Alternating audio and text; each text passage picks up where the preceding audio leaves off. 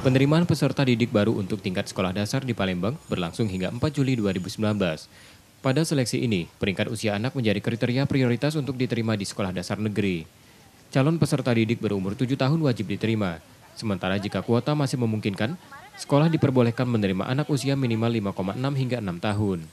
Sekolah harus memperhatikan persyaratan yang dikeluarkan Kemendikbud, seperti melarang adanya tes baca tulis hitung, dan tidak wajib memiliki ijazah PAUD. Kuota siswa tiap sekolah dasar maksimal 112 murid, yang dibagi menjadi 4 kelas atau 28 anak per kelasnya. Sistem zonasi juga digunakan, di mana tempat tinggal calon siswa mengacu pada jarak sekolah terdekat, dengan domisili minimal 3 km. Kuota zonasi 90% dan 10% untuk bina lingkungan.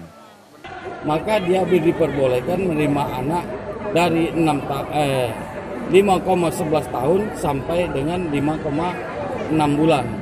Jadi kemarin memang di peraturan Mendikbud itu ada harus dimintakan dari ahli psikolog.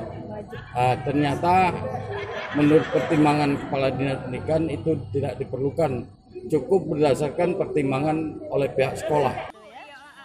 Di Sekolah Dasar 30 Palembang, pendaftaran PPDB berlangsung tertib. 248 sekolah dasar di Palembang yang akan mengumumkan hasil seleksi PPDB pada 8 Juli 2019 mendatang. Sinta Dwi Putri, Rizky Nurmizan, Kompas TV, Palembang.